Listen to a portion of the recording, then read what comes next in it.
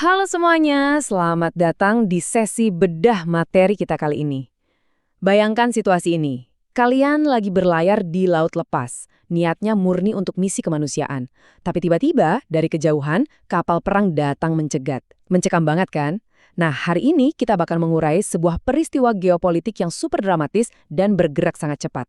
Kita akan bahas tuntas kronologi gimana 9 warga negara Indonesia tiba-tiba ditangkap oleh militer Israel di perairan internasional, dan yang paling seru, gimana negara kita bermanuver habis-habisan buat bawa mereka pulang dengan selamat. Nah, sebelum kita masuk ke ceritanya, ada satu pertanyaan mendasar yang bikin situasi ini jadi teka-teki geopolitik yang luar biasa rumit. Gimana coba caranya Indonesia menyelamatkan warganya dari sebuah negara yang sama sekali nggak punya hubungan diplomatik resmi sama Jakarta? Nggak ada kedutaan, nggak ada jalur komunikasi langsung, ibaratnya kita mau nolong orang di rumah tetangga, tapi kita nggak pernah saling sapa dan pintu pagarnya digembok rapat. Setiap langkah di sini benar-benar terbatas dan taruhannya nyawa. Kita lihat gimana skenario mustahil ini bermula.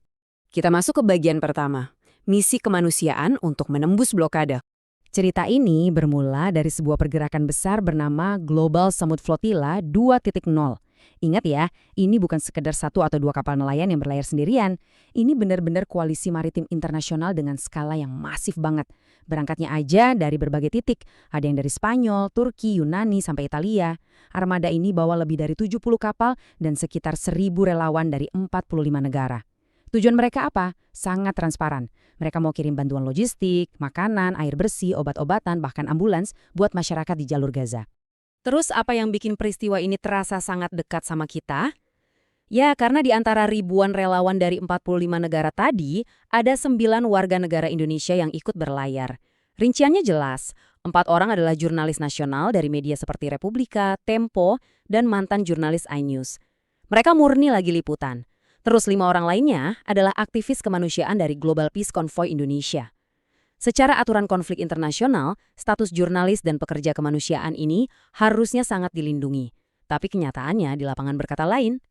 Lanjut ke bagian kedua, intersepsi mencekam selama 48 jam di laut lepas. Segalanya berubah drastis dan bergerak sangat cepat.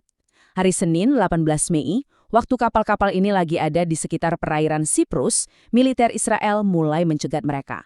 Bayangin, relawan di sana cerita gimana awalnya drone pengintai terbang berputar-putar, disusul kapal perang Israel yang makin mendekat, lalu mereka menurunkan sekoci-sekoci kecil buat mengejar kapal relawan. Di hari pertama ini aja 5 WNI kita tertangkap. Besoknya, tanggal 19 Mei, kejar-kejaran di tengah laut masih berlanjut dan 2 WNI lagi ditangkap. Puncaknya, hari Rabu dini hari 20 Mei, Kementerian Luar Negeri kita akhirnya dapat konfirmasi pahit seluruh 9 WNI resmi ditangkap dan ditahan. Masuk ke bagian ketiga, masa penahanan dan kekerasan di penjara. Kondisi penahanannya nggak main-main loh. Konsul Jenderal kita di Istanbul, Bapak Daryanto Harsono, ngeluarin laporan resmi yang jujur aja bikin kita merinding setelah beliau ketemu langsung sama para WNI. Para relawan dan jurnalis ini ngaku kalau mereka dipukuli, ditendang, bahkan disetrum waktu ditahan oleh personil keamanan di sana. Ini info yang sangat krusial. Ini berarti bukan cuma sekedar penahanan administratif biasa atau nunggu di ruang interogasi, tapi ada tindakan kekerasan fisik nyata yang bikin insiden ini melanggar batas-batas kemanusiaan yang wajar. Sekarang kita bedah bagian keempat, pertarungan hukum yang beda pandangan. Kenapa ini bisa terjadi? Secara hukum internasional, kejadian ini langsung memicu perdebatan panas. Ibaratnya ada dua kubu yang pakai kacamata aturan yang beda. Dari perspektif Flotilla dan Indonesia, argumennya berpijak pada UNCLOS, khususnya pasal 87 soal kebebasan navigasi. Buat mereka, mencegat kapal kemanusiaan di perairan internasional itu tindakan ilegal karena ya posisinya jauh dari wilayah teritorial Israel. Tapi di sisi lain, Israel punya argumennya sendiri. Mereka merujuk pada laporan Palmer PBB tahun 2011. Argumen Israel adalah blokade laut itu merupakan langkah keamanan yang terukur dan sah buat mencegah masuknya senjata ke kelompok Hamas. Jadi di titik ini kita lihat adanya benturan langsung antara prinsip kebebasan berlayar di laut bebas melawan klaim pertahanan dan keamanan suatu negara. Lanjut ke bagian kelima, tantangan diplomatik, operasi tanpa hubungan resmi. Coba kita pikirin sebentar. Kalau ada negara yang warganya ditahan, diplomasi standarnya itu gampang. Tinggal telepon kedutaan, panggil duta besar, lakuin negosiasi, terus minta akses konsuler buat ketemu warganya. Simple.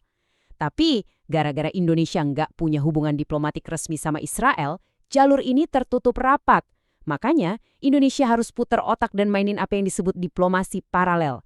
Artinya, semua komunikasi, semua lobby, dan semua usaha penyelamatan harus disalurkan muter-muter lewat pihak ketiga, yaitu negara-negara sekutu kita. Ini proses yang super rumit, dan mereka lagi berpacu sama waktu.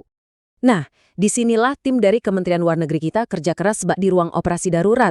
Pak Menteri Sugiono dan jajarannya langsung mengeksekusi 3 langkah taktis. Pertama, jalur komunikasi darurat lintas negara langsung dibuka ke kedutaan kita di Ankara, Kairo, Roma, dan Amman. Kedua, mereka udah siapin dokumen perjalanan darurat atau SPLP, plus tim medis sebagai langkah antisipasi kalau terjadi sesuatu. Dan langkah ketiga yang jadi senjata utamanya, Kemlu menggunakan koneksi diplomasi tingkat tingginya dengan Kementerian Luar Negeri Turki dan Jordania buat mendesak pihak Israel. Dan ternyata, dukungan dari Turki inilah yang sukses jadi kunci emas buat mengakselerasi pembebasan ini. Kita tiba di bagian ke-6, resolusi, kebebasan, dan perjalanan pulang. Syukurlah diplomasi paralel yang intens itu membuahkan hasil nyata. Otoritas Israel akhirnya setuju untuk mendeportasi seluruh 9 warga negara kita. Mereka nggak dilepas begitu aja, tapi diterbangkan secara khusus lewat Bandara Ramon menuju titik aman di Istanbul, Turki. Begitu mendarat mereka langsung disambut sama konsul jenderal kita. Bisa ngeluarin 9 nyawa dari sel tahanan zona konflik tanpa punya kontak diplomatik langsung, itu jelas sebuah pencapaian manuver diplomatik yang luar biasa dan patut kita apresiasi. Tapi, jangan lega dulu. Pekerjaan negara belum sepenuhnya selesai loh. Mengutip pernyataan keras dari Bapak Ahmad Iman Sukri dari Komisi 1 DPR, negara itu harus terus hadir dan jadi garda terdepan buat warganya di belahan dunia manapun. Pembebasan ini cuma tahap awal. Mengingat para relawan ini punya riwayat ngalamin kekerasan fisik dan disetrum waktu di penjara tadi, pengawalan ketat sampai tiba di tanah air itu wajib hukumnya. Pemeriksaan medis dan psikologis untuk nyembuhin trauma mereka jadi prioritas paling mendesak sesampainya mereka di Indonesia. Dari rentetan peristiwa yang mendebarkan tadi, kejadian ini ninggalin satu tanda tanya besar buat kita semua untuk direnungkan. Kalau relawan internasional yang murni cuma bawa bantuan obat-obatan dan jurnalis yang lagi bertugas aja bisa dicegat dan disiksa di perairan bebas dengan dalih keamanan, terus gimana nasib koridor kemanusiaan global ke depannya? Apa masih ada ruang yang benar-benar aman untuk kemanusiaan di tengah konflik dunia? Terima kasih sudah menyimak bedah materi kali ini. Semoga wawasan ini bermanfaat dan sampai jumpa di pembahasan kritis kita yang berikutnya.